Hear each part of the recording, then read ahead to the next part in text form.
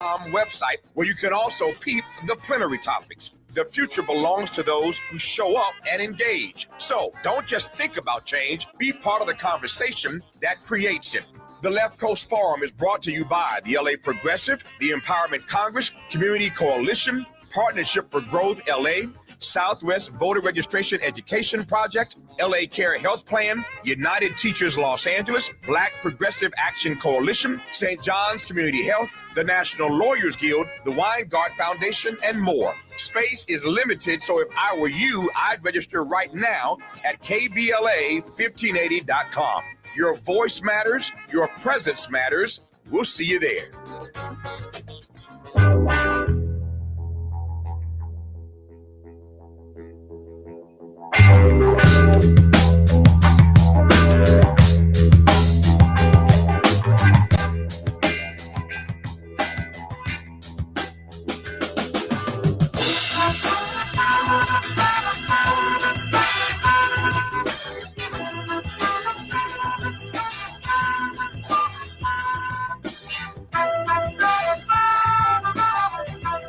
I'm Jesse Jackson Jr. Welcome forward to the Jesse Jackson Jr. Show on KBLA Talk 1580. It's Moving Mountain Mondays. Our first hour will have none other than Ernest Krim III, our weekly guest host of What's Love Got to Do With It? Community and Common Unity.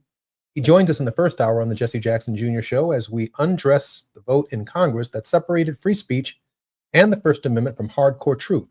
How far does our First Amendment right really go? And in the second hour, Reverend Teresa Hord Owens, our weekly guest host of The Faith Not to Fall on the Jesse Jackson Jr. Show, discusses what constitutes hypocrisy and how we fall into it, sometimes without knowing it, but often becoming hypocritical when they don't really have the courage to say the truth. This presents a real problem when leaders, especially faith leaders, don't follow what they say they believe. I want to take this first segment to talk about some of the time that I spent in Washington this week at the Congressional Black Caucus last week, and some of the concerns and misconceptions that some of us may have about what is taking place in Washington. There is this sense during this era that the Congressional Black Caucus should be more vocal, should be louder, should be on the front line of the resistance and raising more Cain than ever. I tend to be on the side of that assessment. It makes nothing but sense to me. And while there, however, I reflected not only with some of my former colleagues and some of the new members of Congress as well about what's really, really taking place, what's really, really going underneath the facade of what it means to be a member of the Congressional Black Caucus. Of course, the Congressional Black Caucus was organized in the early 70s as an organization to unite members around not politics, not permanent friends, not permanent enemies, just permanent interests, the late William Clay of Missouri once said, and he wrote a book titled The Same. Beneath the facade are individual members who represent individual districts, each of whom nearly has to raise $1 million or $2 million, not every 2 years, but from the moment they get elected to the moment that they leave Congress, or to the moment that they run again, they're already running for the next election cycle. You serve for about a year, and then the campaign immediately begins to return to Congress about 300 days later. But the fact of the matter is, to raise $1 million or $2 million, you have to raise it every single day in order to get to the end of that Congress, in order to protect your seat. So on a deeply individual level, members of Congress are fighting for themselves, fighting to return their voices and, more specifically, their constituent voices to the Congress. Now, if 60 different people are leading that fight for themselves, then we have essentially an orchestra without a conductor. Everyone has a little different tune. Everybody's feeling a little different pain. What Jasmine Crockett is feeling in Texas is a little different than the pain that Emmanuel Cleaver is feeling in Missouri. But in the final analysis, it was Governor Abbott in Texas who decided to redraw the state's congressional districts, threatening Al Green and Congressman Jasmine Crockett. That was what the Republican did. But then the Democrat in California, Governor Newsom, determined to fight back on behalf of the Democratic Party. And he's not wrong about that. Don't be confused about what I'm saying. He's not wrong about that. But we have to be mindful of the fact that within the state of California, there are certain congressional districts drawn as well that give a minority, African Americans and Hispanics and others, an equal opportunity of getting elected. They too are fighting for their lives in this redistricting battle, even though the Democrats are fighting for the life of the Democratic Party. Governor Pritzker in Illinois, Governor Hochul in New York, within these districts, and these men and women who are in their own competitive races are also confronting a national existential threat. And in this moment, the Black Caucus doesn't have John Lewis, someone who was not concerned about his reelection to Congress, even though it was not always inevitable, but he was engaged in a way that we can never forget because he was that iconic figure. He had the time on his hands to see the entire country and help each of us understand how we were the beneficiaries of the Voting Rights Act of 1965. And as much as we want to focus on our little local districts and our little provincial issues that we come to Washington with, and we join a national body called the Congressional Black Caucus, the fact of the matter is we are 60 different voices fighting for ourselves, hiding behind the facade of something called the Congressional Black Caucus. And I'm not saying it's a negative facade because it does come together for the right things. For example, almost uniformly, they opposed the Charlie Kirk resolution in the Congress of the United States. Except the Democratic leader, Hakeem Jeffries, did support the resolution honoring Mr. Kirk's life. But then on the other hand, the more seasoned leader, Jim Clyburn, said, I'm not going to separate that man's life from that man's legacy, so I'm voting no on this resolution, as most of the Black Caucus members did, along with AOC and others, Hispanic members some Hispanic members, almost people of color. Of the 58 people who voted were largely people of color. These people saw in what Charlie Kirk stood for something more than just the moment. They understood the long-term consequences and ramifications of what and who he was and what he stood for. So I say that to say to our brothers and sisters in the Congress, fight on. Fight on not only for your district, but fight on for the entire nation. See the nation rise to the occasion, rise to the moment to articulate a grand vision of how we might all restore faith in the Constitution, faith to the extent that it is even salvageable in our way of life, and honor our ancestors. When we come forward, Ernest Krim III will be our very special guest on the Jesse Jackson Jr. Show. More on KBLA Talk 1580.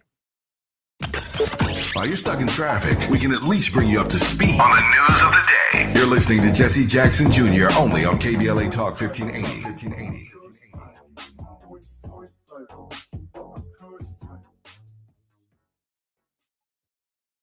With a KBLA Talk 1580 editorial, I'm Dr. Nicolai Corte. Let's preserve Black land stories before they're lost forever. I want to personally invite you to be a part of something historic. As journalist in residence for the Black Land Lost Narrative Archive Project, I've joined forces with powerhouse attorney and social justice champion George Fothery, the man who helped make history by delivering justice to the Bruce family in Manhattan Beach, securing the first known return of land unjustly taken from Black owners by a local government. That victory was monumental, but it was just the beginning. For generations, Black families have acquired land through grit, faith, and determination, only to lose it through violence, legal loopholes, forced sales, and systematic racism. What's been taken goes far beyond dirt and deeds. It's the erasure of wealth, identity, and legacy. That's why we've launched the Black Land Lost Narrative Archive Project, a national effort to collect, protect, and preserve the stories of Black land lost before they're buried, forgotten, or erased altogether. Because there's power in telling Black stories, there is resistance in remembering, and there's justice in being seen and heard. This is where you come in. We're inviting you to be a part of this historic Black narrative archive. If you or someone you know has experienced land loss, displacement, or forced property sales, your story deserves to be heard and remembered. Your story belongs in this archive. Your truth matters not just to your family, but to our collective future. Visit blacklandlost.org today. Fill out our simple intake form and add your voice to the National Archive of Remembrance resilience, and reckoning. Let's make these stories live on, not in whispers, but on the record. With a KBLA Talk 1580 editorial, I'm Dr. Nicolai Corte, and as always, we welcome your feedback.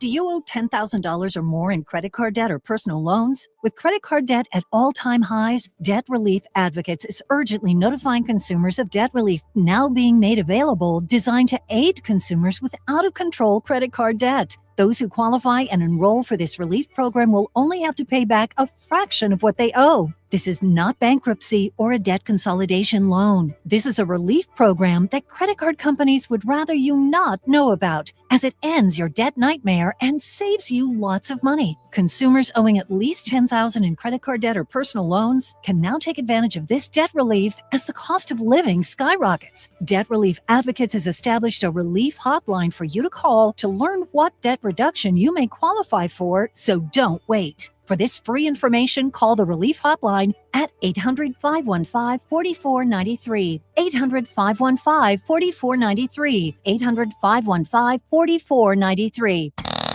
Now back to more of Jesse Jackson Jr. on KBLA Talk 1580.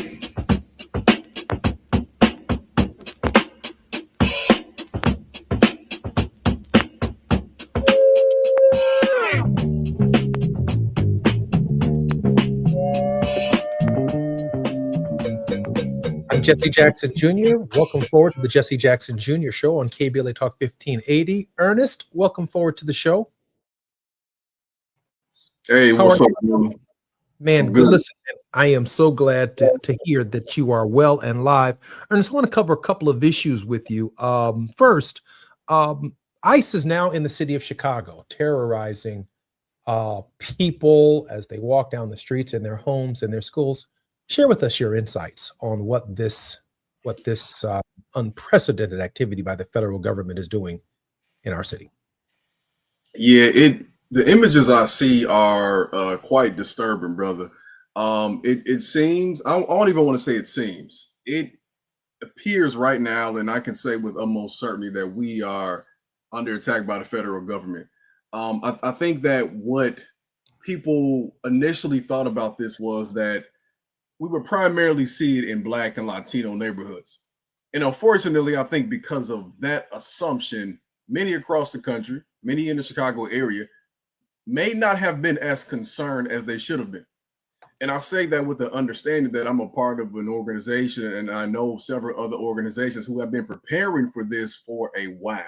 So those that are on the ground, those in grassroots organizations knew that even though he delayed sending the National Guard, that this was going to happen. In fact, our governor was warning us. The mayor of Chicago was warning us. So we knew this could potentially happen. But I don't think that a lot of people thought that it would impact the business districts the way that they have been. For a few weeks now, you've seen several people protesting outside of Broadview where ICE was. We've seen news reporters have their cars, their vans getting shot at. We saw somewhat of a lighthearted video in the midst of all this. And there was a guy who, I think he may have been like a delivery driver on his bike, or maybe just somebody riding his bike, and he was taunting ICE, and he successfully got away. They tried to capture him. But the feeling is, and I was just in Chicago because I live, right outside right now, but I was in Chicago yesterday speaking on a panel. And a lot of people are on edge. When you're speaking at an event and then you leave and you check your feed and you see that ICE was a few blocks away or assaulting people downtown.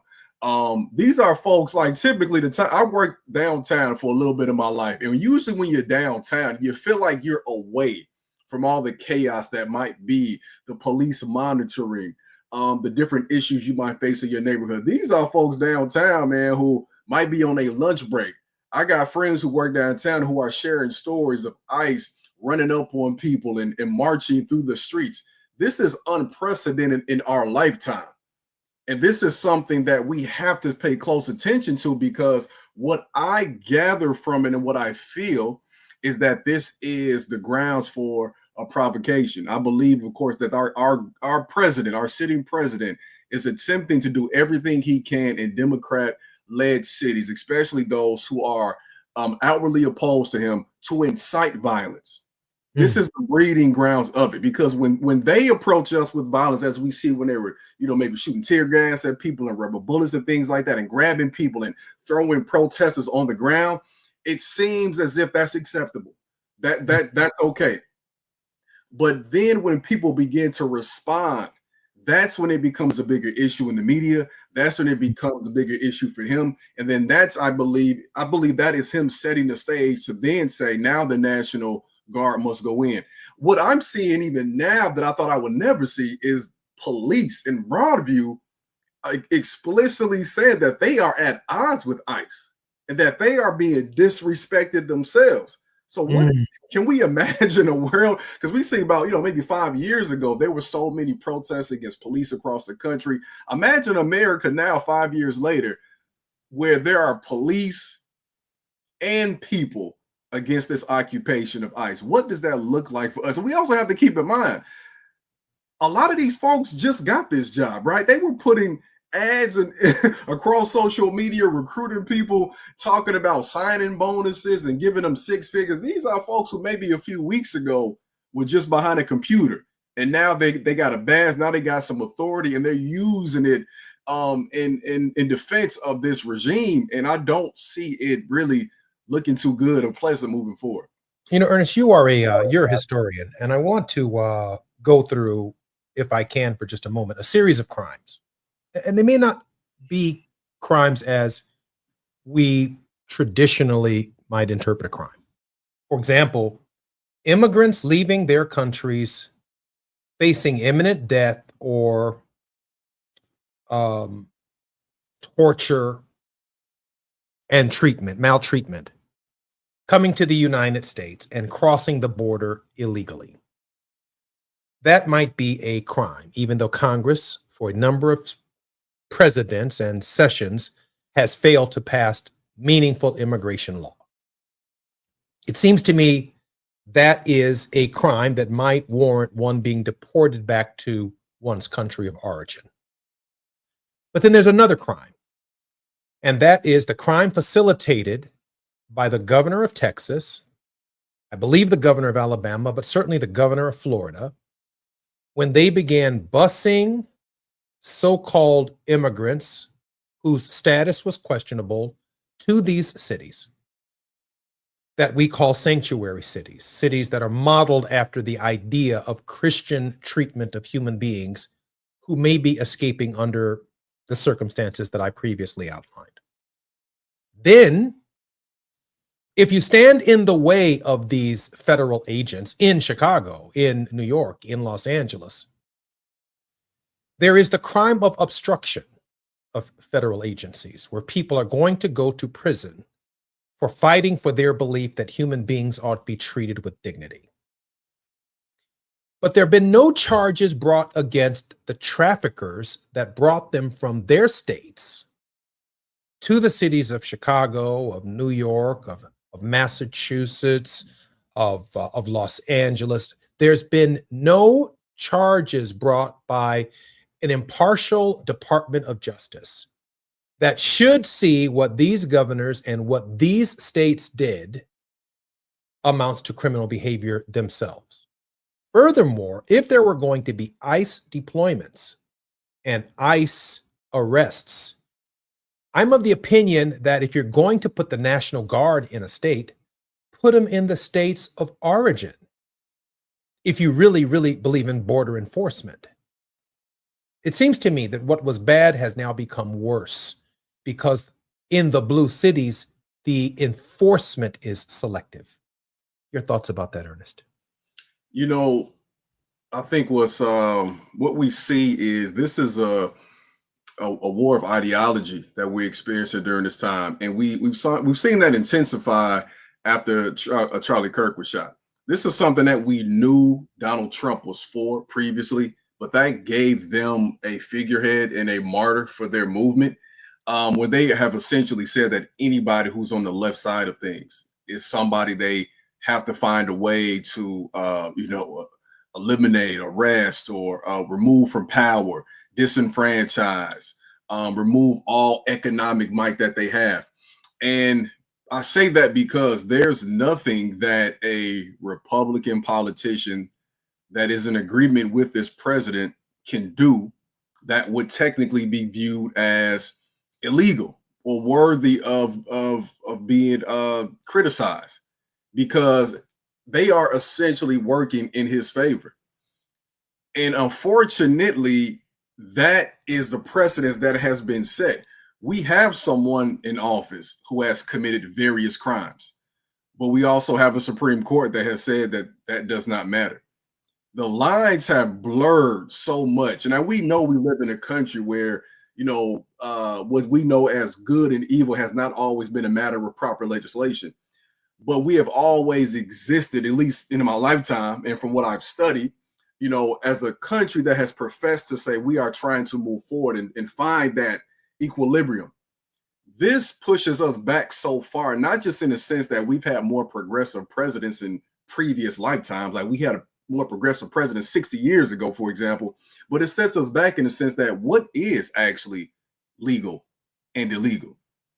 And it appears to be, and again, I shouldn't even say appear, but what it is whatever this guy says is what goes.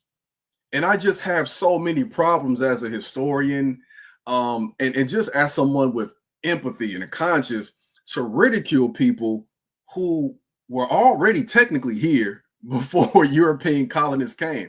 And I know it's a very difficult conversation because a lot of folks will say, well, when do we enforce this or when do we do that? But there's just so much hypocrisy in it. And the people who come here, especially from Latino countries, are coming here for a better life. You have migrants who are forced to come here essentially because of what we were doing abroad to their country. There is no possible way that you can find, lock up, and deport every single undocumented person here. But what you can do in the midst of acting like you are is stir up enough dissension and enough anger amongst people to force them to go against each other. Or in some cases, I've talked to people on the streets while canvassing who are saying that they are self-deported. What this does to me as a history teacher is it takes me back to a time when we always knew who the oppressor was, whether you were white or black or indigenous. You knew who the people were who were trying to take advantage of you. But in order to stop black folks, white folks, indigenous people from coming together and saying that is who's against us, they stir the pot and put us against each other. So instead of us focusing on who we can obviously see, who is technically in the minority, and I'm not talking about racial groups, I'm talking about ideology, clearly in the minority. But instead of us focusing on that person or people who think like that, who are in the minority, we focus on each other. But here's the thing. If they were to somehow wave a magic wand and get rid of every undocumented person in this country, then what? Then who will they blame for the state of this country? The price of groceries, the lack of health care. They know it can't happen.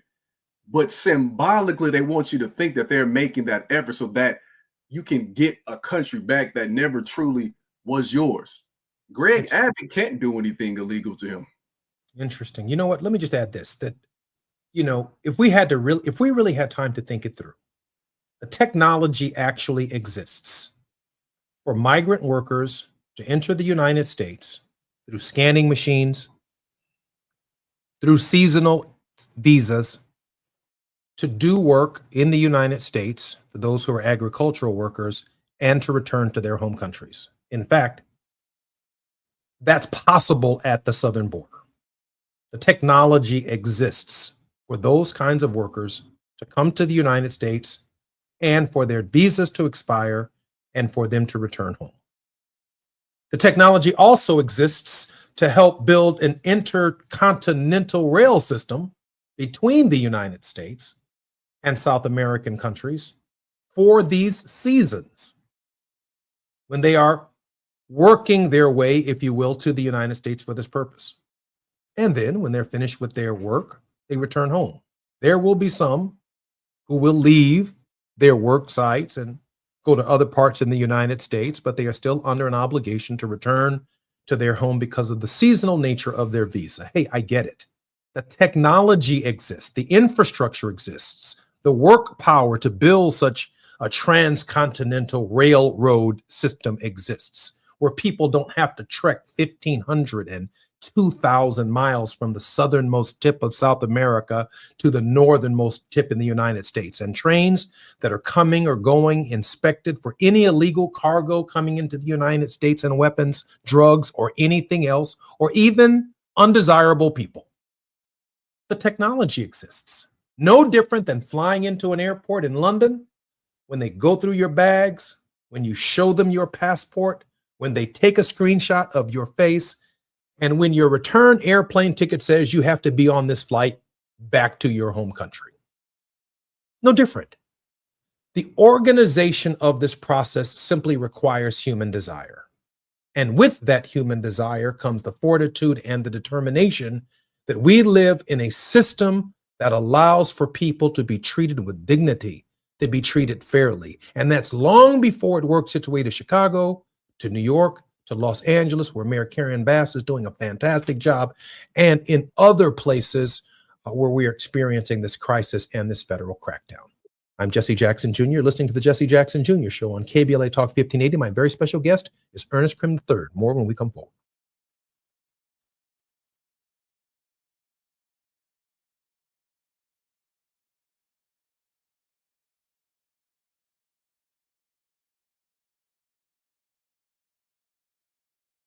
Now, the FBI is leading the investigation into the deadly attack on a Mormon church in Michigan. The tragedy unfolded Sunday morning in Grand Blanc, roughly 50 miles north of Detroit. 4 people, plus the shooter, were killed and several others injured. Police Chief William Ryan described the scene. He drove his vehicle through the front doors of the church. He then exited his vehicle, firing several rounds at individuals within the church. The suspect, 40-year-old Thomas Jacob Sanford, also set fire inside the church. He was shot and killed by responding officers. A new survey shows that Americans are more concerned than excited about the increased use of AI. This is especially true when it comes to building meaningful relationships. And Merriam-Webster is adding 5,000 new words to its collegiate dictionary, including doom scroll, dumb phone, and WFH. Get BIN News now on demand 24/7 on the iHeartRadio app. Want to save a few bucks this season? Then head over to your local Big O Tires for their Save a Buck sales event. You'll save up to $250 on select sets of tires with paid installation through October 19th. The Save a Buck sales event, now at your local Big O Tires. This is the KBLA Sports Minute with Ray Richardson. It was the recommendation of doctors and trainers that led to the decision of advising USC women's basketball star Juju Watkins to sit out the entire 2025-26 season. Watkins is still recovering from a torn ACL in her right knee and was not expected to play until at least January. The Compton native was injured March 24 during a second-round NCAA tournament game against Mississippi State. Watkins, a first-team All-American last season, will have 2 years of eligibility remaining at USC. Top 5 college football teams in this week's Top 25 poll: Ohio State, Oregon, Miami, Mississippi, and Oklahoma. 4-1 USC fell out of the top 25 after their 34-32 loss at Illinois on Saturday. Jackson State remained at number 17 in this week's Division I AA poll. The Tigers defeated Southern University Saturday 38-13. No debates, no speculation, just the info you need. That's your KBLA Sports Minute. I'm Ray Richardson on KBLA Talk 1580.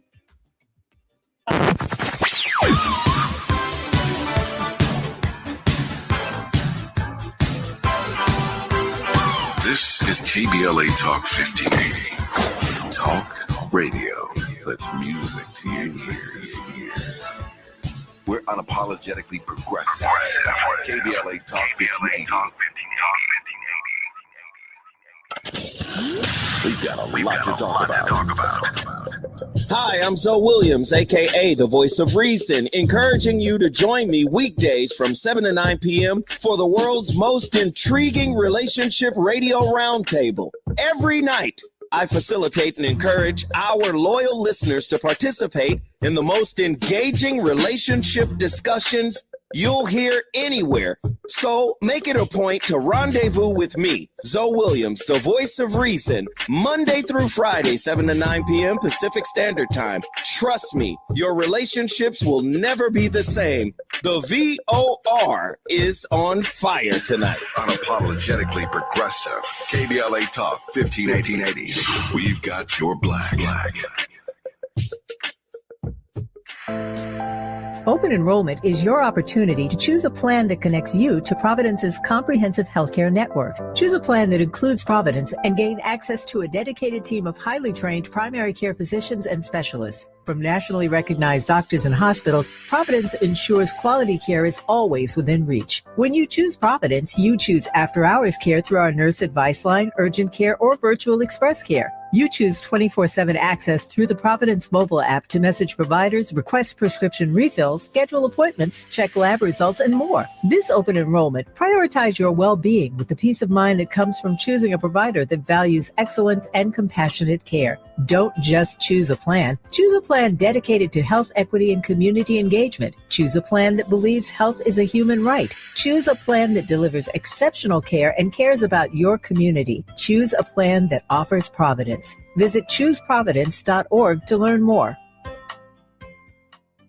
Hey, KBLA 1580 delegation, your health matters to us. We know that information is power, especially when it comes to prevention and treatment. That's why we're proud to introduce the brand new KBLA Health and Wellness Hub. This online space is built just for you, connecting our community to trusted health resources, culturally relevant care, and even access to diverse clinical trials and emerging therapies. Whether you're looking for information on common conditions, mental health support, or just want to stay on top of your wellness journey, we got you. And the best part, it's all on our website at KBLA1580.com. Accessible, empowering, community-focused. So just go to KBLA1580.com and click on the Health and Wellness Hub icon, because knowledge is power and your health is everything. At KBLA Talk 1580, we've got your black.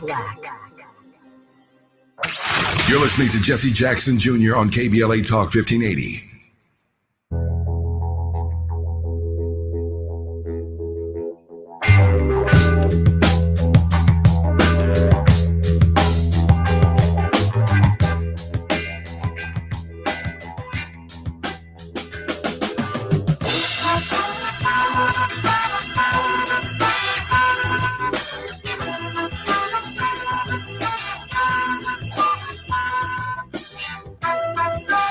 I'm Jesse Jackson Jr. Welcome forward to the Jesse Jackson Jr. Show. The Jesse Jackson Jr. Show welcomes Emmy-nominated producer, public teacher, anti-racist educator, Ernest Krim III, the weekly guest host of What's Love Left? Community, Common Unity, joins the first hour on our program as they undress the vote in Congress, and we look very closely at what constitutes First Amendment values. Ernest, welcome forward to the Jesse Jackson Jr. Show. Thanks again for having me, brother. Hey, Ernest, let me turn my attention to Black people and the First Amendment for a moment. Now, against the backdrop of history, 19-odd scared Africans arrive on these shores in 1619.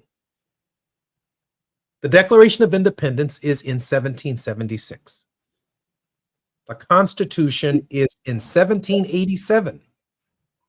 The Bill of Rights, including the First Amendment to the Constitution, is added in 1791. And yet Black people in this country largely found themselves in chattel slavery, meaning that the first 10 amendments to the Constitution did not apply to us. They didn't apply to us until first our condition changed, the 13th Amendment, and then our citizenship status changed, the 14th Amendment, and then Negro men were guaranteed the right to vote, if you can call it a guarantee, the 15th Amendment. In other words, in a real sense, many of the rights that we enjoy, we've been gerrymandered into the Constitution itself. The Constitution is this thing that was here after we were here, but we were then brought into the Constitution through constitutional processes that allowed us to participate and take advantage of the rights that others enjoyed. Black people and the First Amendment, let alone Black people and the Constitution, these are new concepts in our American experience by and large. Ernest? I think what's interesting about you bringing that up, especially through the historical scope, is I also reflect then on Black women and their freedom, and which is something that was not secured in some ways until 1965. And we know there were also Black men who struggled to vote within those past 100 years. But when you put that through the scope like that, then what that means is many of us collectively have only essentially had some of that protection for 60 years or so. And even before then, as we have seen Black folks exercise their freedom of speech, and I think about one of my heroes, Ida B. Wells, there has always been a countering to that, a violent countering to that. And it was never really a radical ask. When you truly break it down, what Black people have been saying is treat us like people, right? Ida B. Wells is reporting about her friends who were killed, lynched for owning a grocery store, a successful one next to a white man during the Jim Crow South. She reported on the truth. She told the truth. And she had to flee Memphis and come to Chicago because of that. Freedom of speech for us and for those who are white and conservative has always meant different things. And it appears to me that their freedom has always rested upon their ability to enforce hatred towards us. If you think about the dates, Ernest, from 1619 to the adoption of the Constitution itself, September 17, 1787, to the Bill of Rights, to the 15th Amendment, to the Tilden-Hayes Compromise in 1877, and then Plessy versus Ferguson in 1896, and you think about Jim Crow to 1954, the Negro in America has had more of a history of speak when spoken to than actual First Amendment freedoms, which largely come at the risk of a noose around your neck for opening your mouth, having your books burned, having your history destroyed, having things taken out of your museums, having your narration, the narration of your story told by other people. I mean, the Negro in America has never truly enjoyed First Amendment values. And I think, I got James Baldwin boiling through my blood right now in terms of his capacity for creativity. That's a major reflection, isn't it, Ernest? Think about Black folks who have been here since that time. There are people who can trace that ancestry back to the 1600s. You know, like before there was even a constitution, you have Black people who were exercising their right to assemble, to run away, or to fight back. Shoot, you even had white folks in Germantown, Pennsylvania, Quakers who were gathering petitions to counter against enslavement. So it's really the more we break down the nuances of it, and you think about the people who actually had the right to vote and participate in this American democracy back then in the 1700s, it was for white, wealthy men. And then when you think about it, what would they even be expressing their freedom for outside of keeping the system the way it is? They have the freedom of speech, the freedom to petition, the freedom to assemble, right? And we think about that, what it's truly saying is you should have the freedom to express yourselves as you see fit, as long as it does not put somebody else's life in danger. But that freedom has always had our life in danger. And I even think about in contemporary times and how deceptive that freedom of speech is, because we can say, well, we have it online and we have it in different places. It really depends, because although the apps we might connect with online are not government owned and operated, not yet, because it's coming soon to TikTok, of course. But I can tell you from experience that when you express a freedom of speech that deals with educating people and telling these uncensored, uncut truths, then you will get, as they say, shadow banned. They will make sure that your content is not seen by certain people. Or as we know in America, if you speak out about, for example, what Charlie Kirk was truly about and quote what he said, as opposed to reflecting on his life like the right would want you to, then you can lose your job. So these are troubling times, because the most powerful thing that we have had is our ability to speak truth to power and to have those words echo around the world, or whether it be echoing through newspapers. Without the Chicago Defender being spread, maybe my folks don't come up here. Maybe millions of Black folks don't come through the Underground Railroad. Without those brave Pullman porters who would surreptitiously spread those papers around. So the thing about freedom of speech for us is it's okay if it's for entertainment purposes. It's okay if we're parroting speaking points that help keep this same system the way it is. But when it points out the obvious, even in a fair manner, in a respectful manner, it's always looked at as if it is coming from an enemy, when in fact, all we're saying is, quite simply, going back to my Ida B. Wells point, is just treat us like people. I was just reading, and maybe we'll talk about it in the next segment, the First Amendment. It says, Congress shall make no law respecting an establishment of religion, comma, or prohibiting the free exercise thereof, comma, or abridging the freedom of speech, comma, or of the press, comma, or the right of the people to peaceably assemble, comma, and to petition the government for a redress of grievances. Now, when I come forward in about 2 minutes, I want to share with you that's a religion. Don't overreact to what I just said now. All of those commas, those colons, those semicolons, when read as a complete sentence, is a religion. The right to peacefully assemble, that's your congregation. The right to freedom of speech, that's the right to your sermon. The right to the press, that's the right to share with people your sermon beyond your congregation. The right to peaceably assemble, that's part of what the church is doing on Sunday morning. The right to redress your grievances. Well, how about that? That's liberation theology. That's the right to challenge the government for what's inconsistent and immoral about the religion itself. When you look at the First Amendment and not just look at your little piece of it, the right to preach or the right to write an article for the Washington Post, but when you look at it collectively and read it in its complete interpretive meaning, it is a religion. It is the religion of the sect of one. I'm Jesse Jackson Jr. When we come forward, more on KBLA Talk 1580 with Ernest Krim III.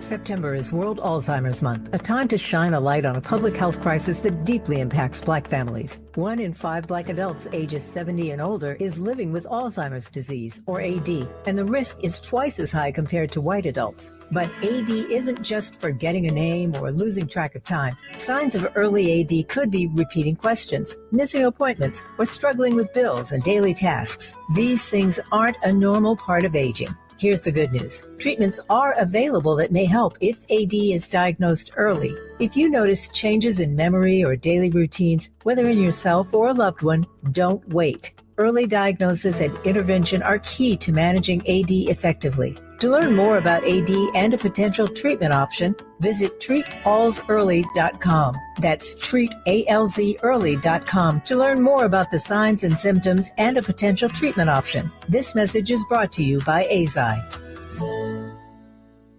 Clinical research drives medical progress and gives patients access to potentially cutting-edge treatments like CAR T cell therapy, a breakthrough for certain blood cancers that is also being explored for other cancers. To ensure therapies like CAR T benefit everyone, research must include participants from all backgrounds. Historically, Black African Americans have been underrepresented in clinical trials. By participating, you help make treatments more inclusive, equitable, and effective for yourself and future generations. Talk to your doctor about CAR T cell therapy and how you can potentially get involved in clinical research. This message was brought to you by Kite, a Gilead company. My mom has decided to learn to paint, and she's good. My dad's now into creative cuisine, and I've already put on 6 pounds. Learning new things comes with age. My mom, she started forgetting my name and what we're talking about. Forgetting well-known things doesn't. Memory loss may be a sign of Alzheimer's disease. Early detection gives you and your loved one time to plan for the future. Learn the warning signs of Alzheimer's at 10signs.org. Brought to you by the Alzheimer's Association and the Ad Council. KBLA Talk 1580. We've got a lot to talk about.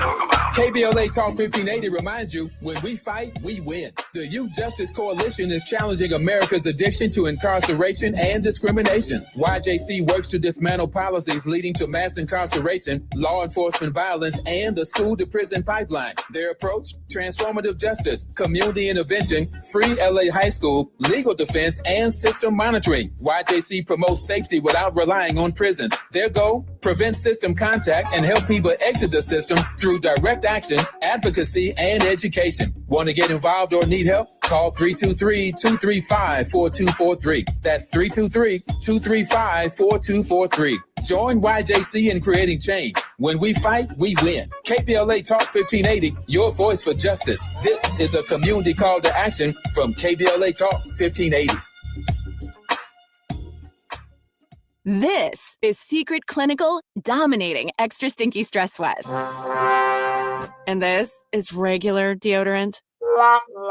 Secret Clinical in a heat wave. Oh, what a beautiful day. This is regular deodorant. Ugh, I can't. Secret Clinical with workout sweat. Let's run another marathon. And regular deodorant. How much more? Secret is the GOAT because nothing fights sweat better. Stay fresher under pressure.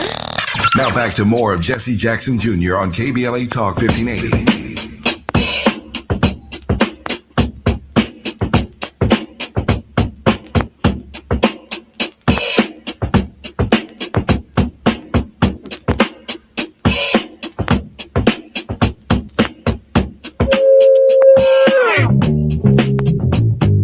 Jackson Jr. Welcome forward to the Jesse Jackson Jr. Show on Moving Mountain Mondays, September 22nd, 2025. Ernest Krim III is our weekly guest host of What's Love Got to Do With It? Community, Common Unity. And he's been with us this first hour covering a number of issues. Ernest, welcome forward to the Jesse Jackson Jr. Show. Thanks again for having me on this beautiful Monday, brother. By the way, on Facebook, I love your historical interpretations and spot analysis of various historical events. Ernest, You're doing a fantastic job educating the community, educating the country, and the world for that matter. Congratulations on that. I appreciate that. Thank you so much. How can we follow you in your social media platforms to get our historical snippets popping up in our news feeds? Yeah, I'm primarily on Instagram and Facebook, so I'm on Meta.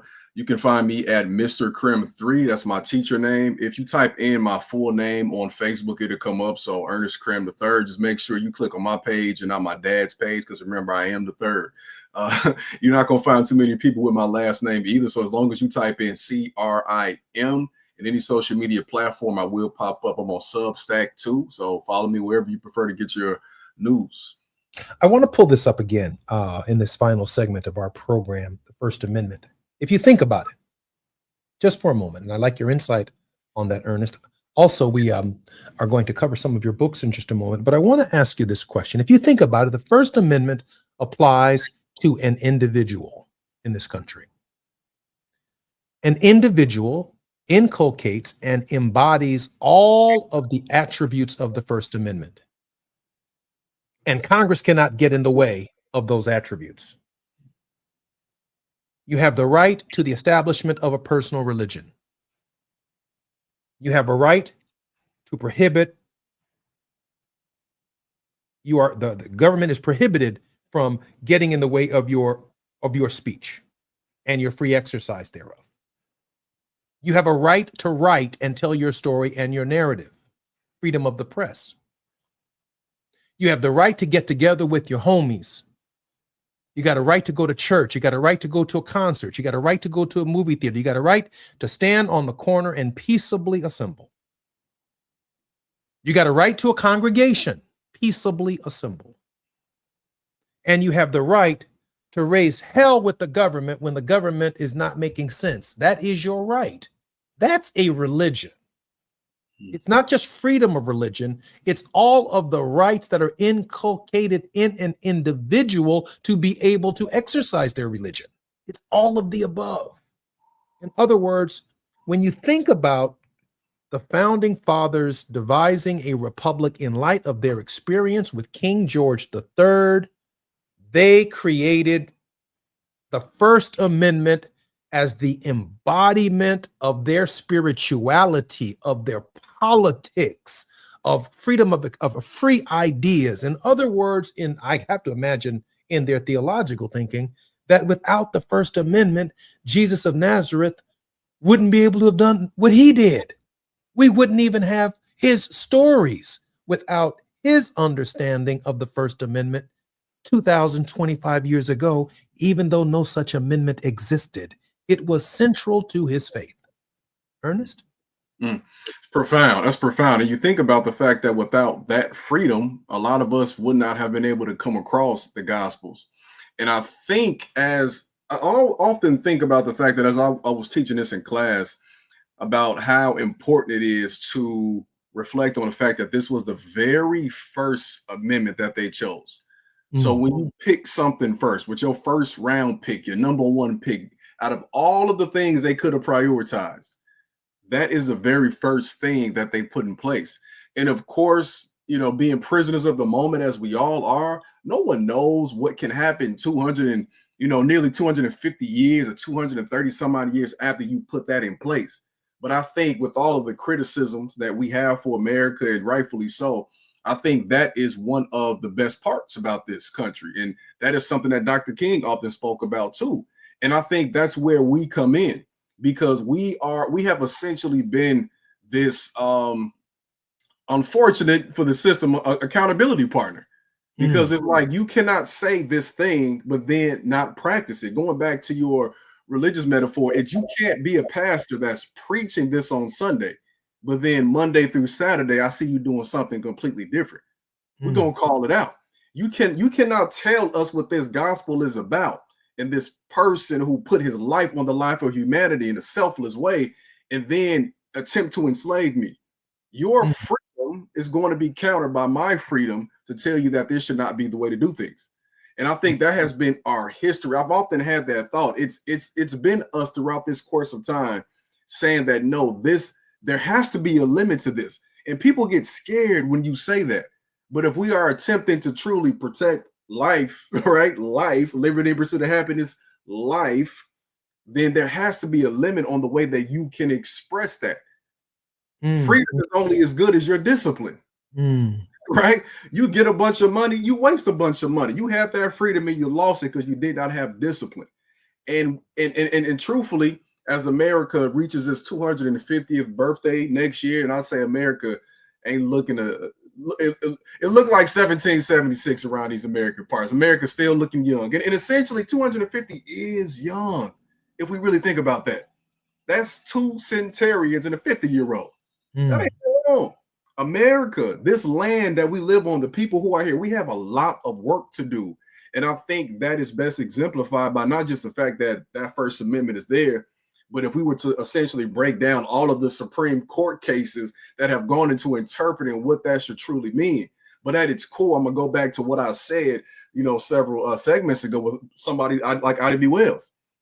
All people are saying, all Black folks are saying, Latinos, indigenous folks, Asian folks, anybody that has dealt with something, poor white folks, labor unions, it's treat us with dignity, treat us with respect. And we will utilize that First Amendment to ensure that you hear what we say. It has often been a request. And in this generation, it has become a demand. We demand that we are treated like human beings. And that shouldn't be that difficult unless you think you should have unrestrained freedom without any discipline. When I look at the timeline and I play it through in my mind, because you're such a great teacher, I think about the Republic established in 1787, September 17th, 1787. Founding fathers, after the Revolutionary War, established the Republic, and in their Republic, they left out the First Amendment. So the American people looked at the Republic established after the Revolutionary War, and they said to themselves, like Mrs. Powell said when she was, what have we got? And Benjamin Franklin said, a republic if you can keep it.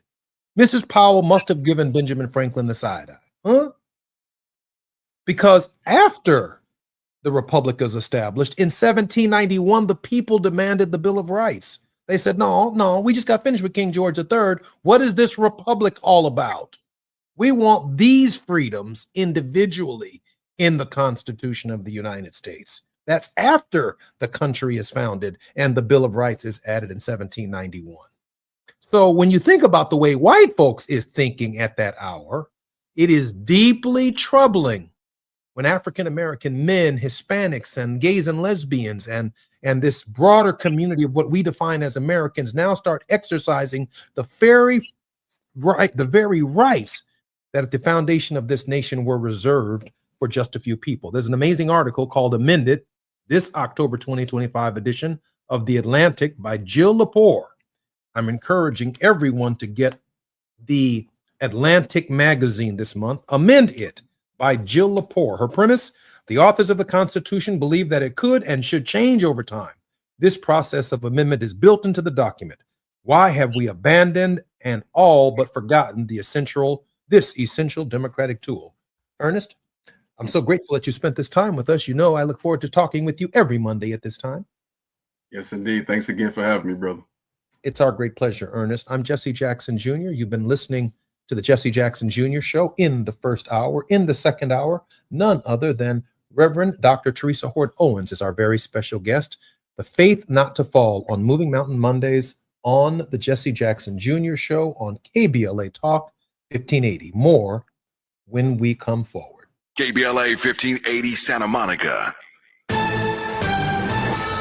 I'm Misty Jordan with BIN News Now. The FBI is leading the investigation into the deadly attack on a Mormon church in Michigan. The tragedy unfolded Sunday morning in Grand Blanc, roughly 50 miles north of Detroit. 4 people plus the shooter were killed and several others injured. Police Chief William Ryan described the scene. He drove his vehicle through the front doors of the church. He then exited his vehicle, firing several rounds at individuals within the church. The suspect, 40-year-old Thomas Jacob Sanford, also set fire inside the church. He was shot and killed by responding officers.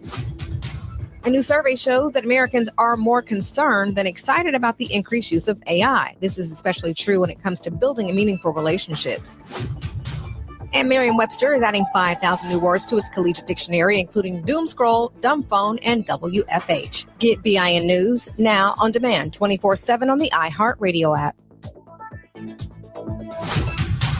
Want to save a few bucks this season? Then head over to your local Big O Tires for their Save a Buck sales event. You'll save up to $250 on select sets of tires with paid installation through October 19th. The Save a Buck sales event, now at your local Big O Tires.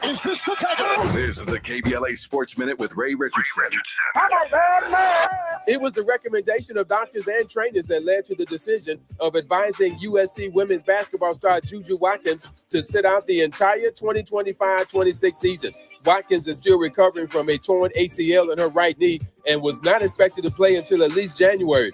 The Compton native was injured March 24 during a second-round NCAA tournament game against Mississippi State. Watkins, a first-team All-American last season, will have 2 years of eligibility remaining at USC. Top 5 college football teams in this week's top 25 poll: Ohio State, Oregon, Miami, Mississippi, and Oklahoma. 4-1 USC fell out of the top 25 after their 34-32 loss at Illinois on Saturday. Jackson State remained at number 17 in this week's Division I AA poll. The Tigers defeated Southern University Saturday 38-13. No debates, no speculation, just the info you need. That's your KBLA Sports Minute. I'm Ray Richardson on KBLA Talk 1580. Hello, KBLA delegation. Tavis Smiley here. On Saturday, October 25th, LA Trade Tech becomes the epicenter of ideas that matter. The Left Coast Forum is bringing together voices that challenge, inspire, and illuminate, with keynote presentations from people like noted economist Richard Wolff, the man who breaks down capitalism in ways that make sense to working folk like you and me, and Dr. Cornel West will be there, the brilliant philosopher and activist who never stops fighting for justice and speaking truth to power and to the powerless, for that matter. So this isn't just another conference. This is where ideas get tested, where the conversations that shape our future begin. multiple plenary sessions, dynamic speakers, real talk about the issues that impact our communities, and then some good food and a live band. Saturday, October 25th, LA Trade Tech, Left Coast Farm. The event is free and open to the public, but you must register at our KBLA1580.com website, where you can also peep the plenary topics. The future belongs to those who show up and engage. So don't just think about change, be part of the conversation that creates it. The Left Coast Forum is brought to you by the LA Progressive, the Empowerment Congress, Community Coalition, Partnership for Growth LA, Southwest Voter Registration Education Project, LA Care Health Plan, United Teachers Los Angeles, Black Progressive Action Coalition, St. John's Community Health, the National Lawyers Guild, the Weingart Foundation, and more. Space is limited, so if I were you, I'd register right now at KBLA1580.com. Your voice matters, your presence matters. We'll see you there.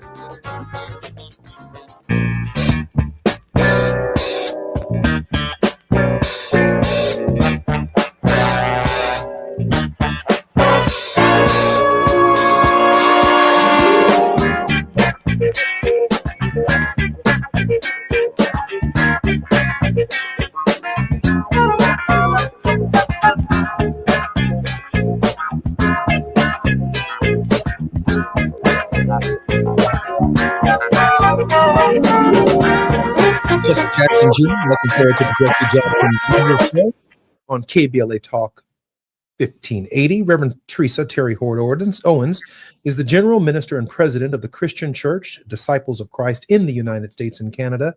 She is the first person of color and second woman to lead the denomination, the first woman of African descent to lead a mainline denomination.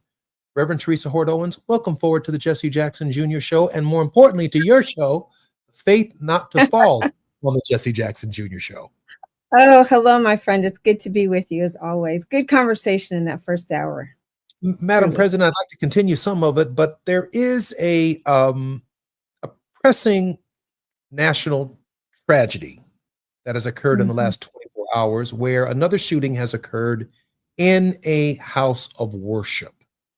Obviously, our sincerest condolences are extended to those profoundly affected by that, as well as the communities profoundly affected by that tragedy, I believe in the state of Michigan.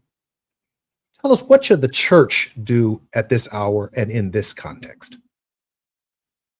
You know, I think first it's necessary to just soundly and roundly condemn violence in any space, but particularly in our places of worship, which are supposed to be protected and safe sanctuary spaces where if you don't agree with what's going on in that building, you don't have to go in.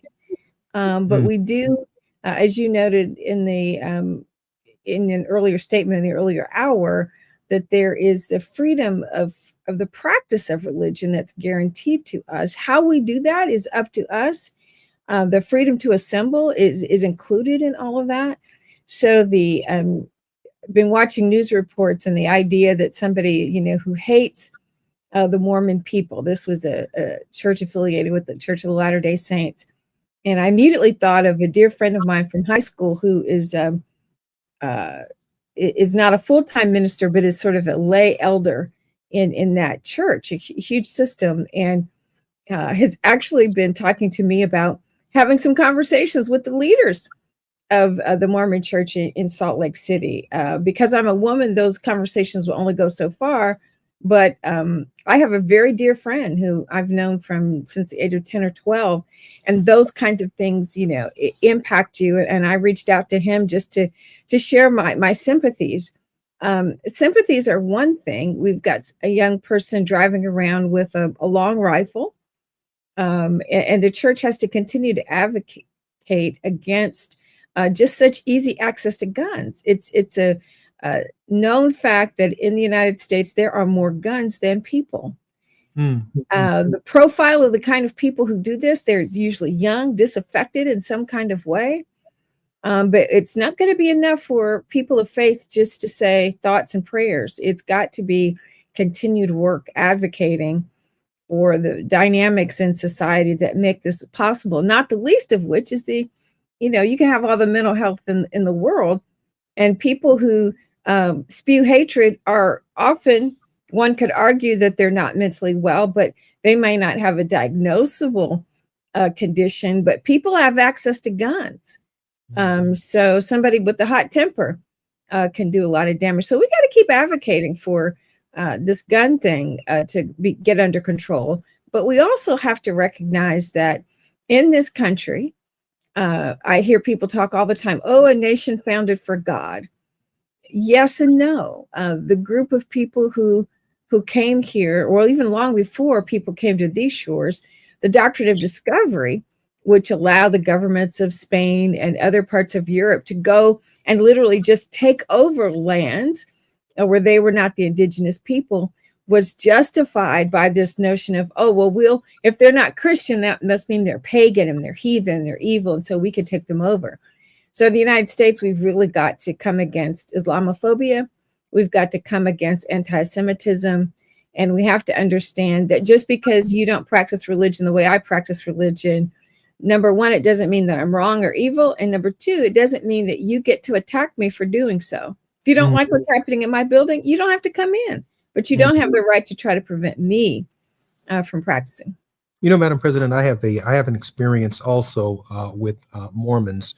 I had my ex-wife and I had a premature birth while in Utah, and didn't know much about Mormonism.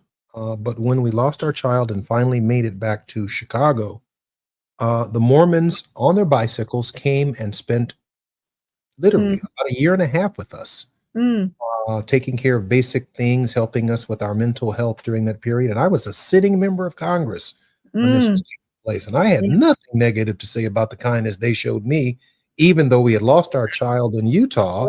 I'm all the way in Chicago, and the organization here felt compelled to engage us and embrace us. That's and wonderful. So our prayers are certainly out to them. I do want to talk with you about the reaction, though. And I say the reaction because I think Black churches, just like HBCUs, in light of what happened a few tragic weeks ago in Utah, I think we have to be on the guard that some similar activities will take place in Black churches. If in fact Black colleges had nothing to do with Utah. Correct. They're under attack. Michigan, but what does that mean for us in our churches? I think we have to start paying attention. I'm Jesse Jackson Jr.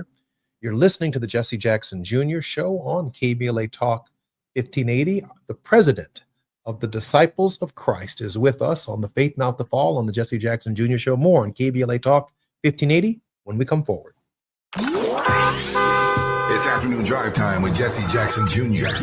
Only on KBLA Talk 1580.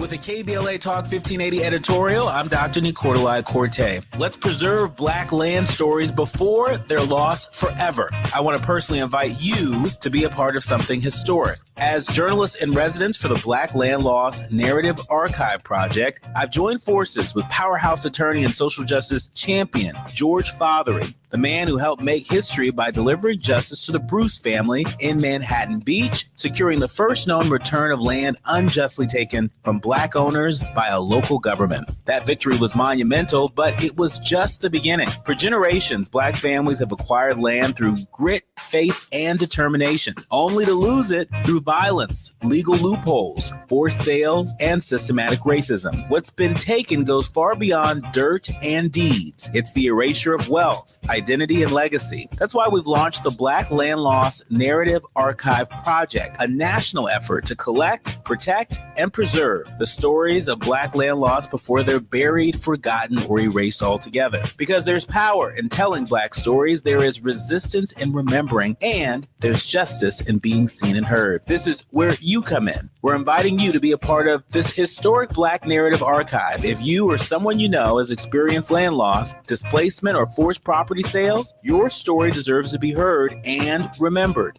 Your story belongs in this archive. Your truth matters not just to your family, but to our collective future. Visit blacklandloss.org today. Fill out our simple intake form and add your voice to the National Archive of Remembrance, Resilience, and Reckoning. Let's make these stories live on, not in whispers, but on the record. With a KBLA Talk 1580 editorial, I'm Dr. Nicolai Corte, and as always, we welcome your feedback.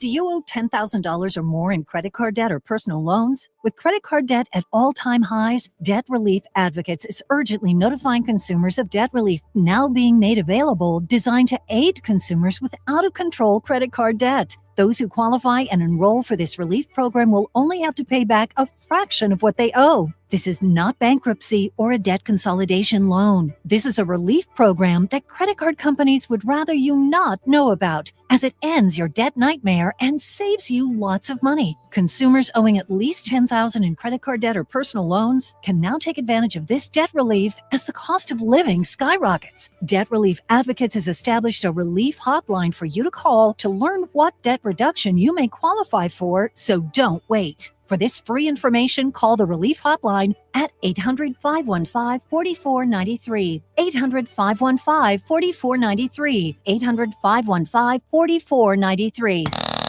Now back to more of Jesse Jackson Jr. on KBLA Talk 1580.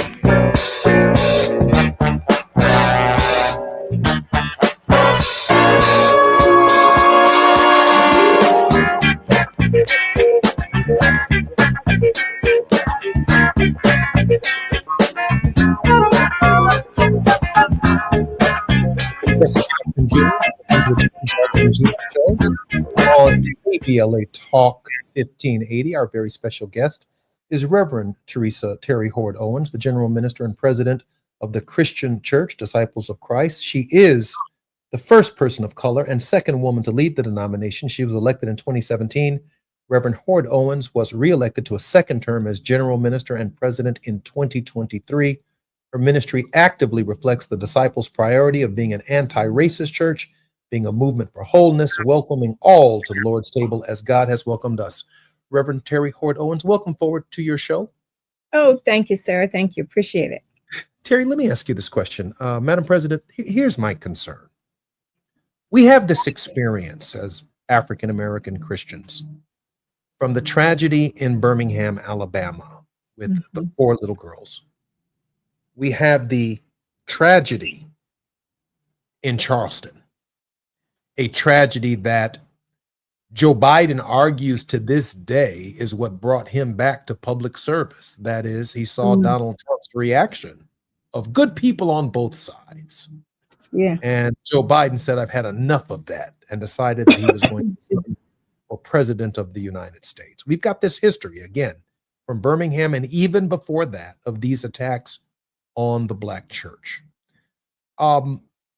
So we have reason to be anxious in light of what we've experienced, the nation has experienced in Michigan. I guess I'm asking, our response in Birmingham led to a nonviolent, peaceful arrangement that changed the course of American history. Our response in Charleston was actually a kind of welcoming, I don't want to say welcoming, but a prayerful, thoughtful, forgiving response, recognizing the gravity of the crisis and the families that are affected, including the assassination of the pastor during that service. But there was a loving response that compelled us to engage our faith. The opposite is happening in this kind of Christology that we have been experiencing outside of our own, if you will, tribal dynamic, cultural dynamic, theological or Christological dynamic. Black folk is what I'm trying to say. Yeah. Name it now. We handle things differently. Madam President. You know, I think there is a difference in the dynamic. And as I'm always saying, not only here, but just about everywhere, it drives, because as you know, I lead a church that's 80% white. I regularly say that until America gets the black and white thing right, we're not going to get much else right. And that is still that construct that was created to allow people of African descent to be enslaved. Even a denomination like mine that started African American congregations, started Black congregations, because they didn't want them worshiping with them.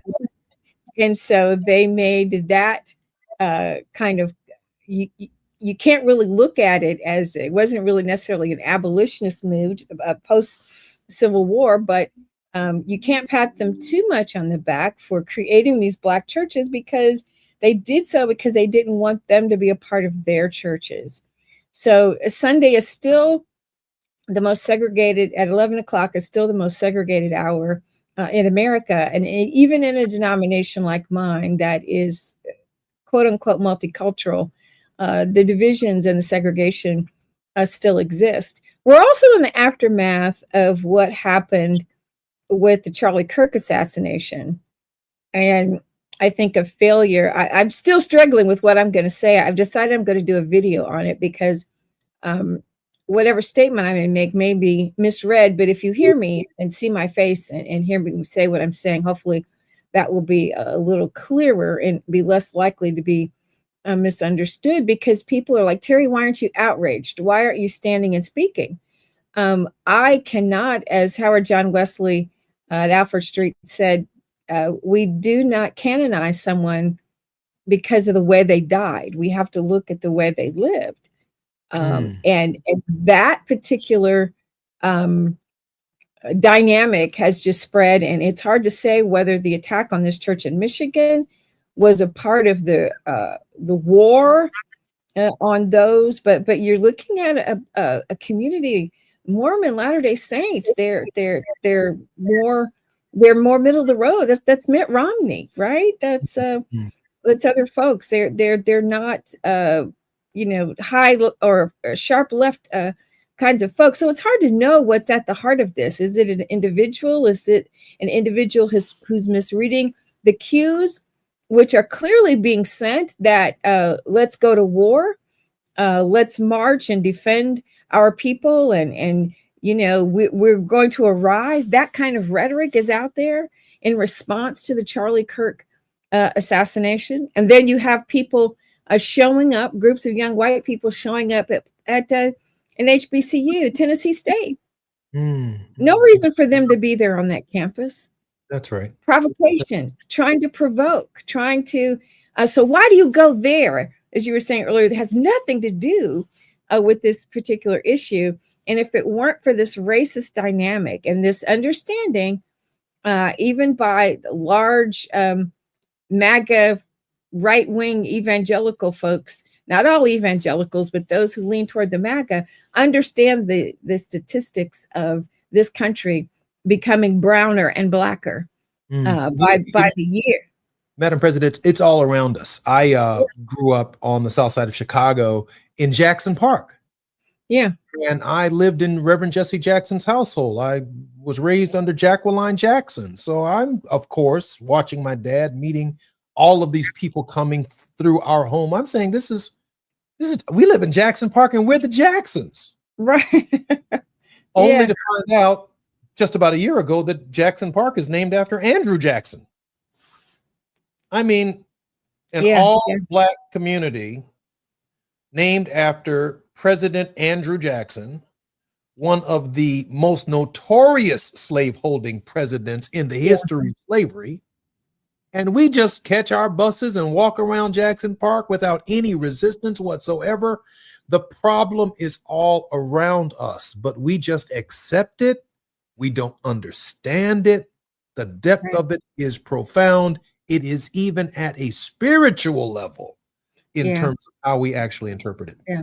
And I think you have to, in our tradition, we would not allow you to say, put forth some sort of statement of witness that said that if you don't agree with me, you're not Christian. We just have a wider berth theologically than that. We would never use any particular belief other than confession of Jesus Christ as a test of fellowship, which means we're not going to create a theological framework that says you believe every jot and tittle or you're out. We just don't approach it that way.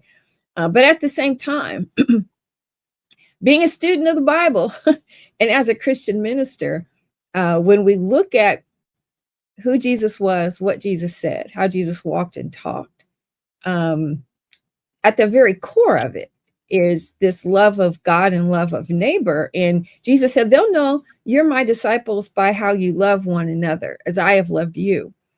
And so the way in which we respond to each other, even when we disagree theologically, is you almost can't separate MAGA from, the Christian nationalism part, which says you got to be a certain kind of Christian and a certain kind of Christian, not a certain kind of Muslim, not a certain kind of Jew. You got to be a certain kind of Christian to be a good American. And in order to be a good American, you must be then a certain kind of Christian. And we have lost the toleration. We're so concerned. We've got Pete Hegseth. Somebody sent me a note saying, you need to say something and denounce the Secretary of War from using the Lord's Prayer in some sort of blessing for the troops. All of this language and scriptural work being used to couch actions that are at their core antithetical to what the Bible says and antithetical to what Christianity teaches. How people handle that tension and that reality, I'm not sure how you can look yourself in the mirror and do those sorts of things. But people are getting reckless and bold, claiming Christianity. And what I tell folks is that you got to reclaim it.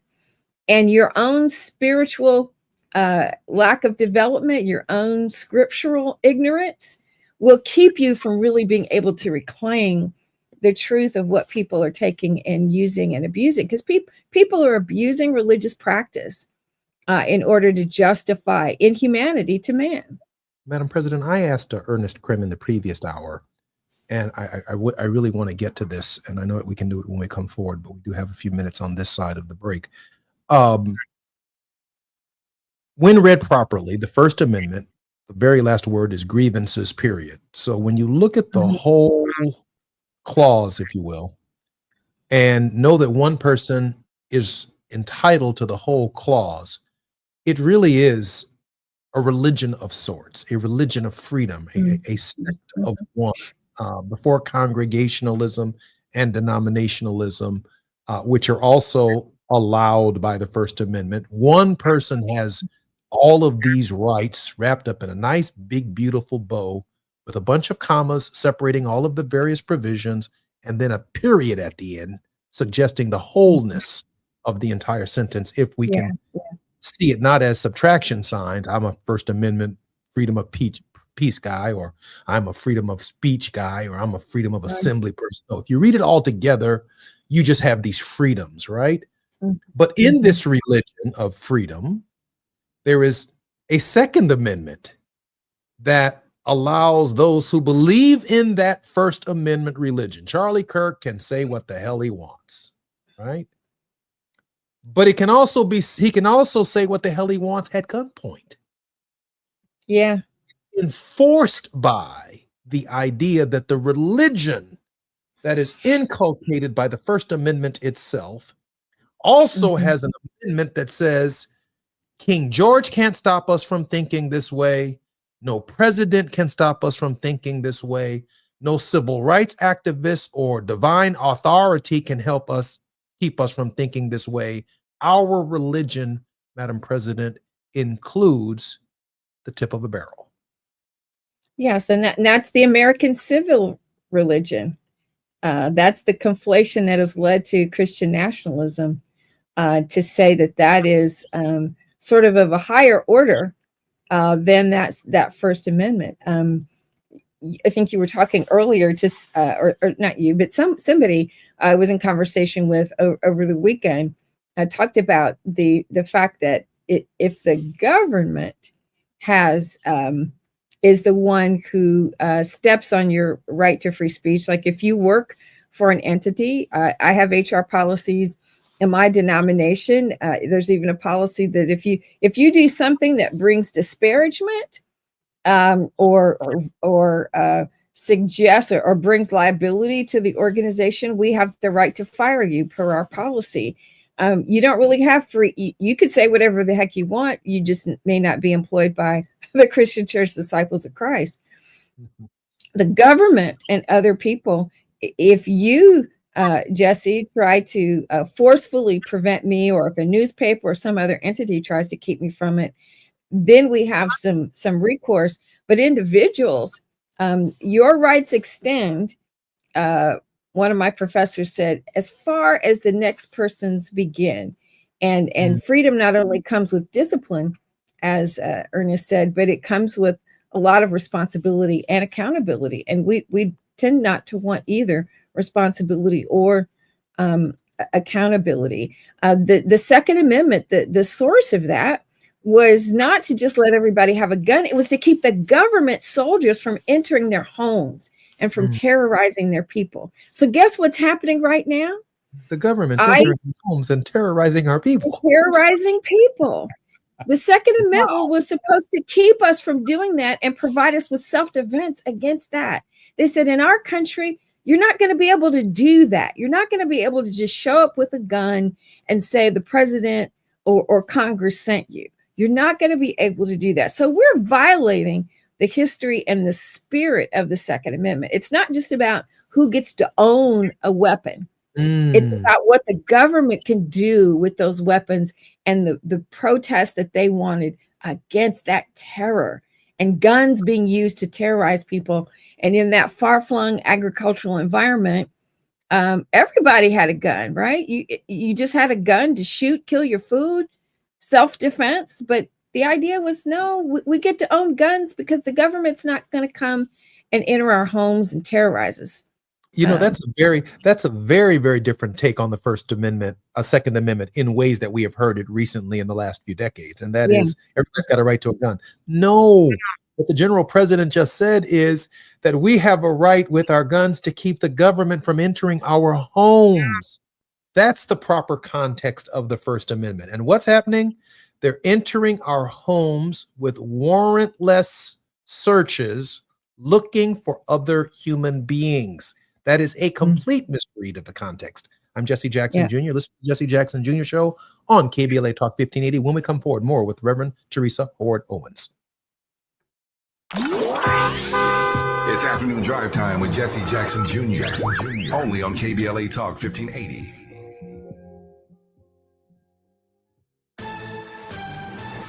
I'm Misty Jordan with BIN News Now. 4 people have received organs from a Black New York City teenager who was shot in the head last weekend outside of a Dunkin' Donuts. A 13-year-old received his heart, a 15-year-old received his liver, and 2 adults received his lungs, pancreas, and a kidney. His father said losing his son was very hard, but at least he saved 4 lives.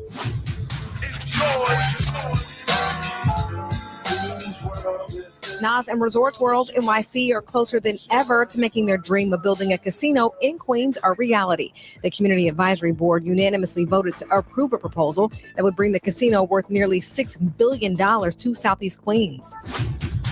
And mark your calendars, ladies. October 11th is National Black Girl Off Day. Black women are encouraged to take the day to recharge and embrace the beauty of slowing down while standing strong. Get BIN News now on demand 24/7 on the iHeartRadio app. Want to save a few bucks this season? Then head over to your local Big O Tires for their Save a Buck sales event. You'll save up to $250 on select sets of tires with paid installation through October 19th.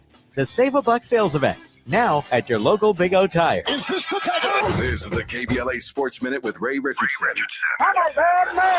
It was the recommendation of doctors and trainers that led to the decision of advising USC women's basketball star Juju Watkins to sit out the entire 2025-26 season. Watkins is still recovering from a torn ACL in her right knee and was not expected to play until at least January. The Compton native was injured March 24 during a second-round NCAA tournament game against Mississippi State. Watkins, a first-team All-American last season, will have 2 years of eligibility remaining at USC. Top 5 college football teams in this week's top 25 poll: Ohio State, Oregon, Miami, Mississippi, and Oklahoma. 4-1 USC fell out of the top 25 after their 34-32 loss at Illinois on Saturday. Jackson State remained at number 17 in this week's Division I AA poll.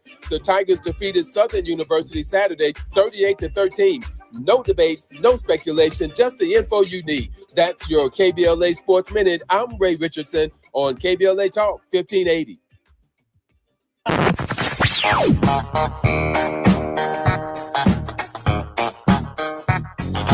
This is KBLA Talk 1580. Talk radio. That's music to your ears. We're unapologetically progressive. KBLA Talk 1580.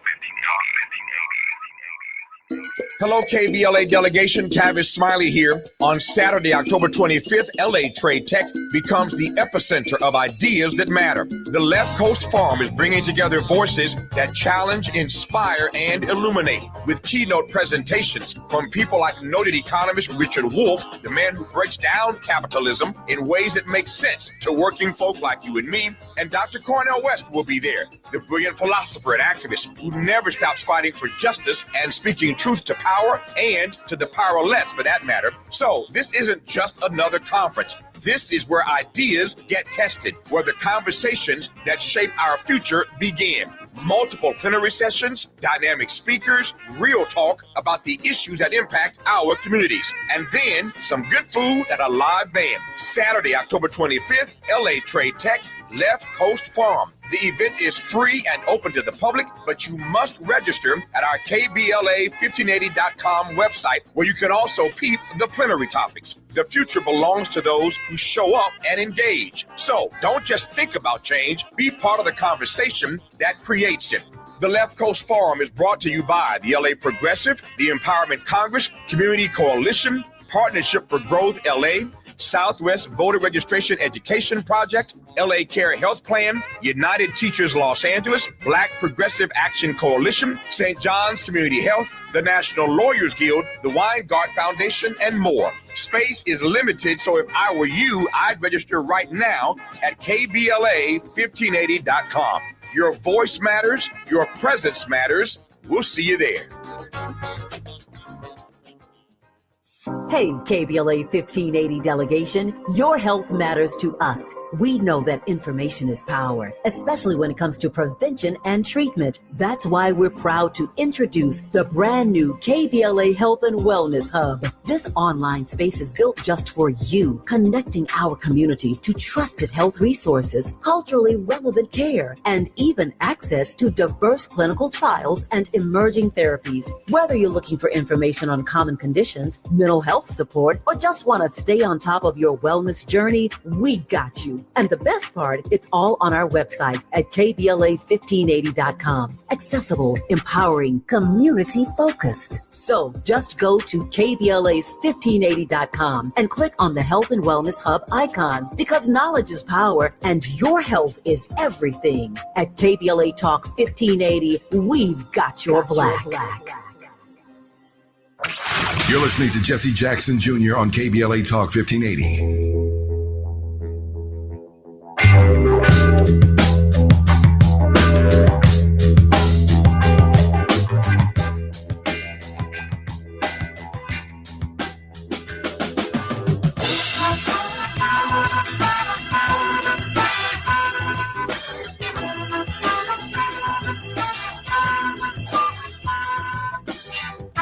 I'm Jesse Jackson Jr., KBLA Talk 1580 on the Jesse Jackson Jr. Show. Our very special guest tomorrow on the show will be Ohio Congresswoman Joyce Beatty. She is the chairperson emeritus of the Congressional Black Caucus. We will talk about the agenda of the Congressional Black Caucus and what we can do for such a time as this. The dynamic Congresswoman will be our very special guest on the Jesse Jackson Jr. Show. And on Wednesday, none other than my friend Michael Cohen, the fixer for Donald Trump, will be on the Jesse Jackson Jr. Show. We're going to catch up with Michael and find out what's going on inside of Donald Trump's head and kind of figure out what's next. The unpredictability of this president is so extraordinary that he is having a global impact, including but not limited to a press conference that he had earlier today on Israel with Bibi Netanyahu, the prime minister of Israel, what its consequences mean, Jared Kushner's involvement, and obviously the deal behind the deal that Donald Mhm. Trump selfishly and clearly is always engaged in, with immunity granted to him by the Supreme Court of the United States. Our very special guest, however, in this hour is none other than Reverend Dr. Teresa Terry Hord Owens, the General Minister and President of the Christian Church, Disciples of Christ in the United States and Canada. She earned her bachelor's degree from Harvard University and her MDiv from the University of Chicago Divinity School, where she subsequently served as Dean of Students for 12 years. Reverend Terry Hord Owens, welcome forward to the Faith Not to Fall on the Jesse Jackson Jr. Show. Thank you, sir. It's always good to be here to talk with you. Madam President, just before the break, we were talking about the Constitution itself and some of its deficiencies.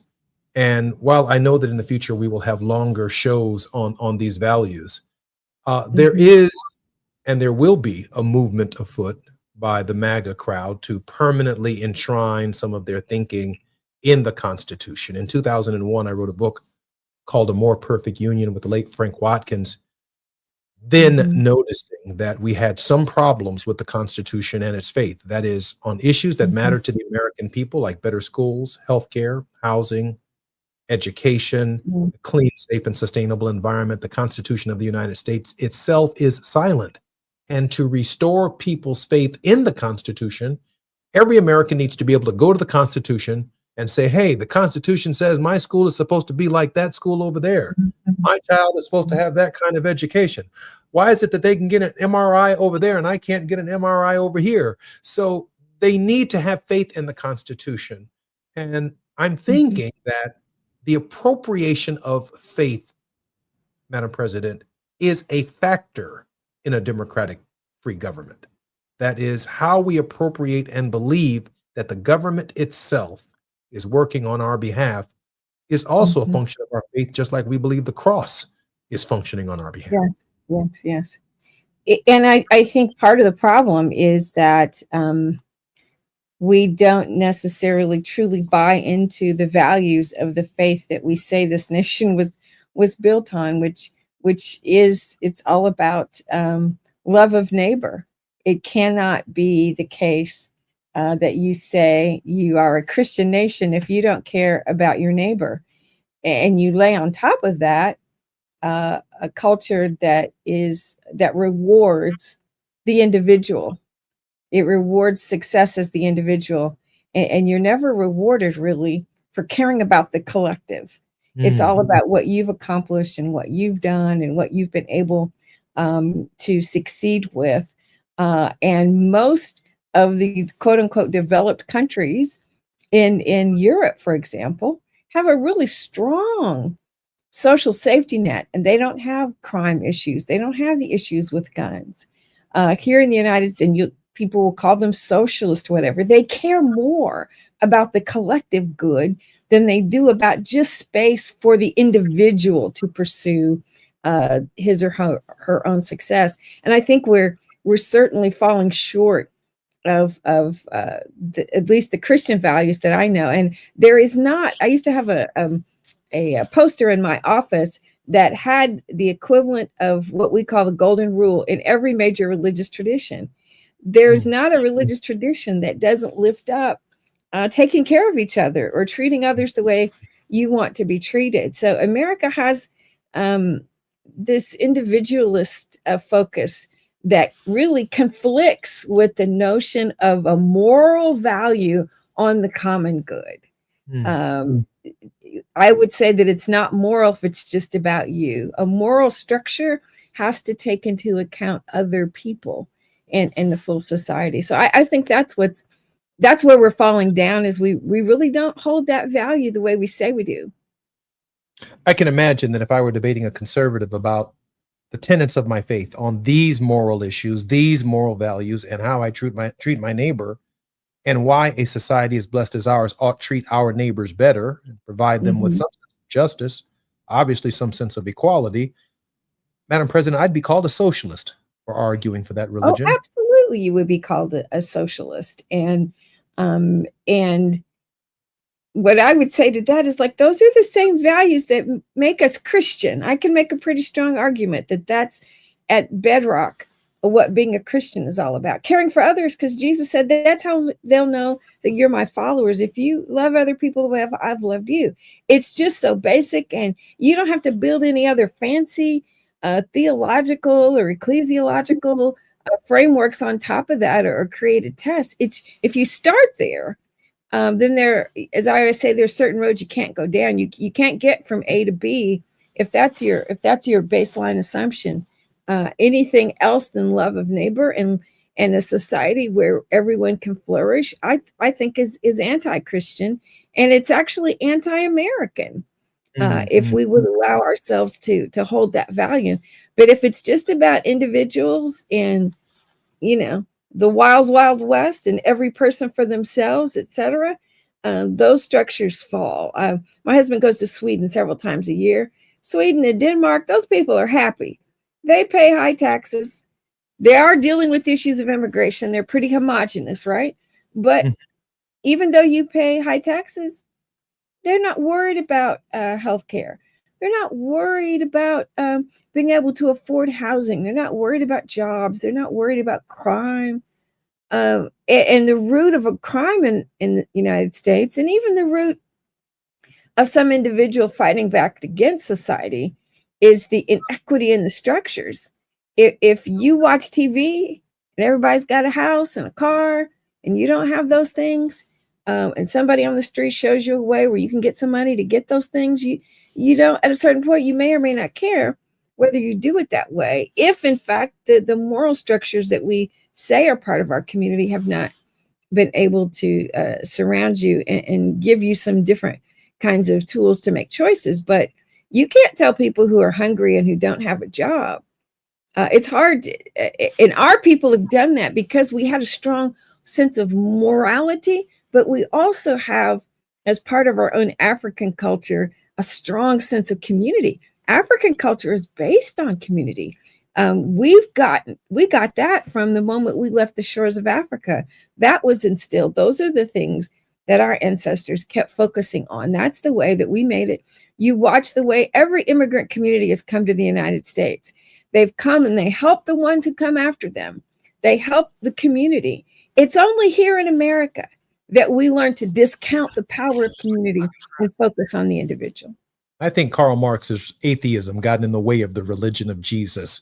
And through all these titles, socialism, his anti-Godism, his irreligion is thrown on top of the very values of loving your neighbor as yourself, loving your enemy. And as soon as I say love my neighbor as myself, provide them with health care, housing, I'm called a socialist, but I'm not. I'm a Christian. I believe in Jesus. But Karl Marx's irreligion, his atheism, is often confused with the fundamental tenets that we live in the very selfish system that Jesus himself preached against. And we've taken the economic system and conflated it with our moral values. And it just doesn't work. I'm Jesse Jackson Jr. You're listening to the Jesse Jackson Jr. Show on KBLA Talk 1580. More with Reverend Terry Hord Owens and her word of hope when we come forward. While you're stuck in traffic, we can at least bring you up to speed on the news of the day. You're listening to Jesse Jackson Jr. only on KBLA Talk 1580.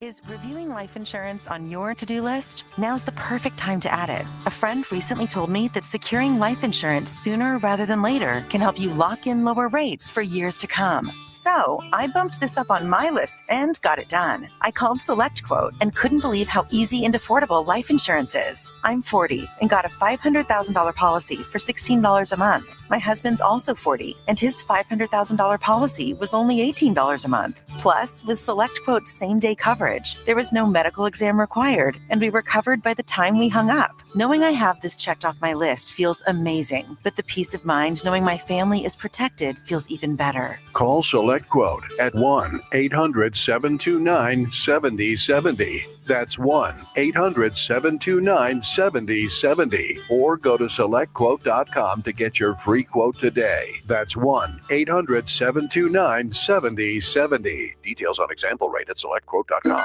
Hello, KBLA delegation. Tavis Smiley here. On Saturday, October 25th, LA Trade Tech becomes the epicenter of ideas that matter. The Left Coast Forum is bringing together voices that challenge, inspire, and illuminate with keynote presentations from people like noted economist Richard Wolff, the man who breaks down capitalism in ways that make sense to working folk like you and me, and Dr. Cornel West will be there, the brilliant philosopher and activist who never stops fighting for justice and speaking truth to power and to the powerless for that matter. So this isn't just another conference. This is where ideas get tested, where the conversations that shape our future begin.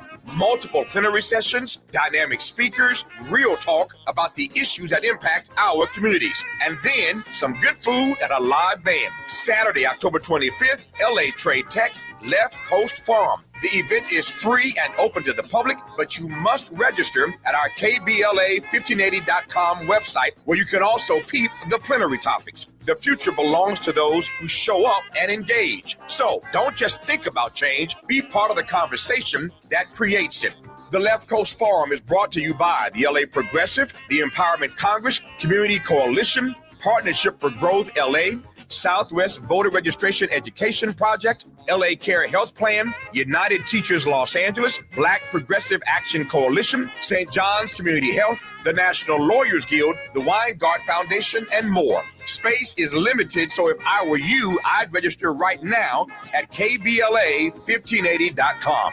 Your voice matters, your presence matters. We'll see you there. Hey there, Los Angeles. This is James Lucky Jr., publisher and editor of Los Angeles News Observer. Are you hungry for news that matters to you in the African-American communities of Los Angeles? Well, buckle up, because we got the scoop you've been craving. Stay in the know and never miss a beat with our free weekly publications conveniently available near you. Or hop on the digital wave and become an exclusive subscriber at OGNSC.com. Don't forget to join the party on Instagram and Twitter at OGNSCINC for behind-the-scenes access and sizzling updates. No more FOMO. Let's stay informed, connected, and empowered together.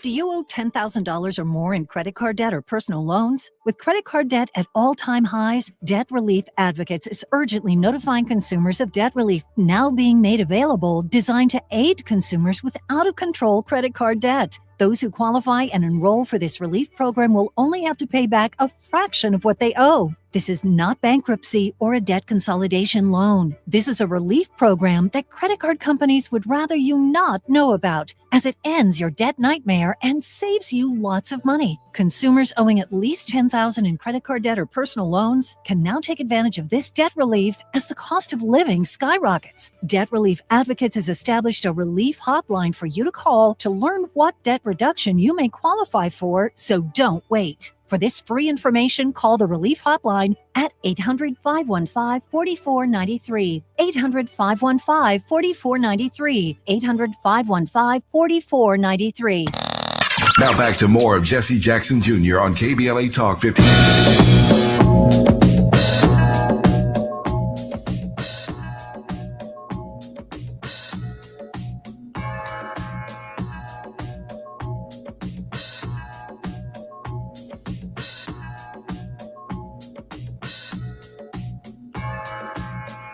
I'm Jesse Jackson Jr. Welcome forward to the Jesse Jackson Jr. Show. In this, our final segment with Reverend Terry Hoard Owens, a weekly guest on the Jesse Jackson Jr. Show, The Faith Not to Fall.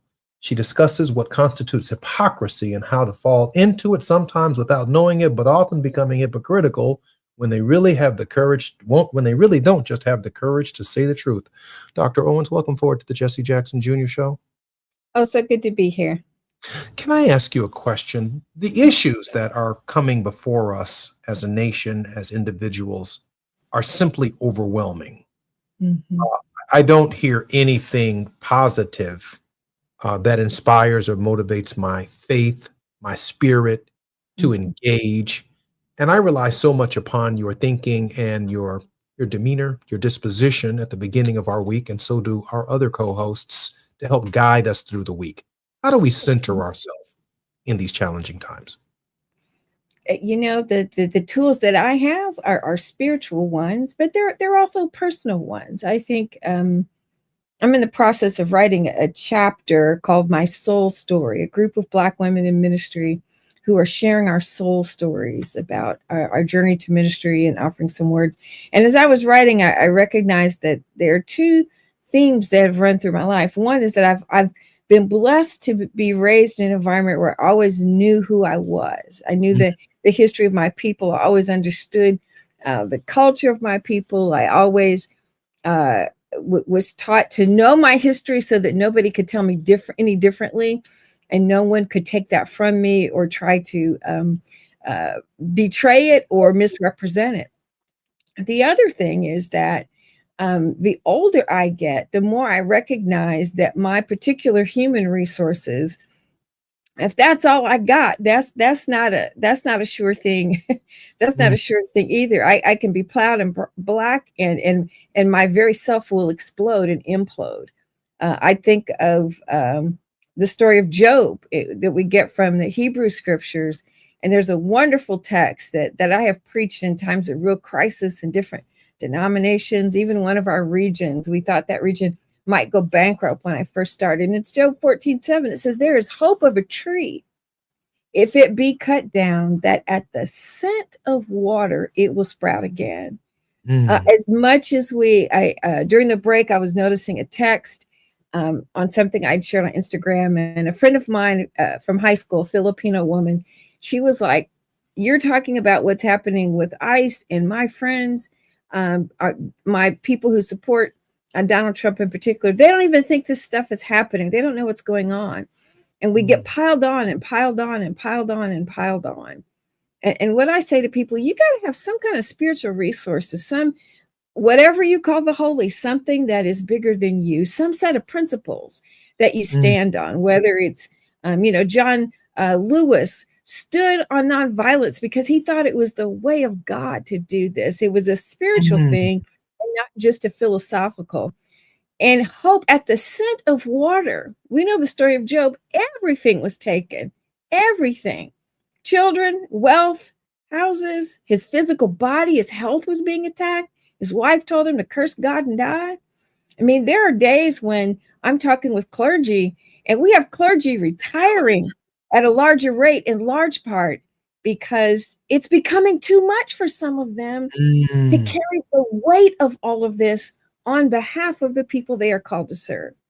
So if you don't have your own spiritual strength, I don't know what you do, but I love that text because it says at the scent of water, not a pint, not a little watering can, but at the very scent of water, it's possible.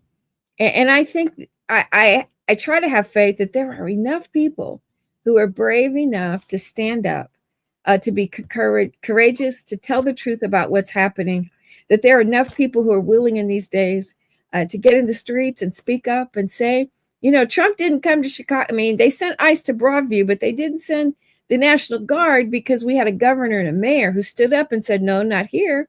You won't be doing that here.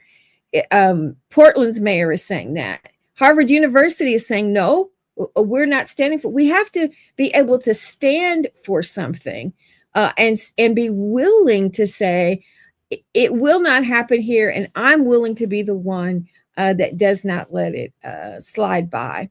At the scent of water, hope doesn't have to be a lot, but the very scent of water, I think we can strengthen ourselves to know that if we just do a little bit, I love that. We can make some stuff happen.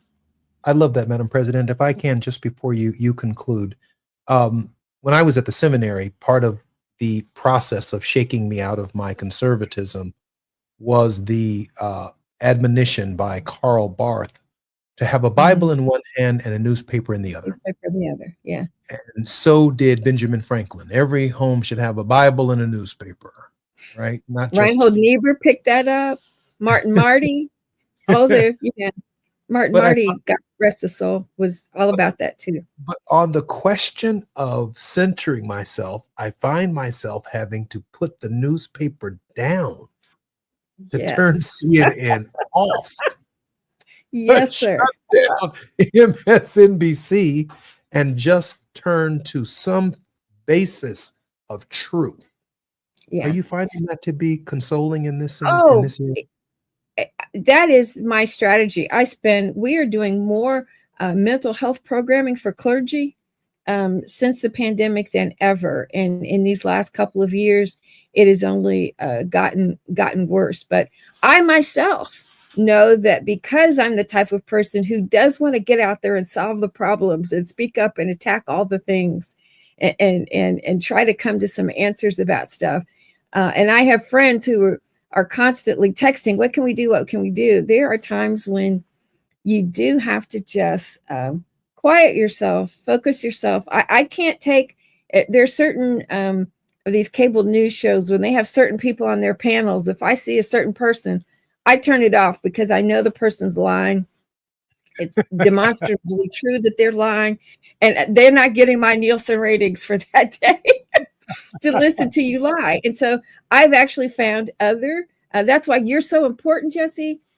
Independent media, places where people can tell the truth.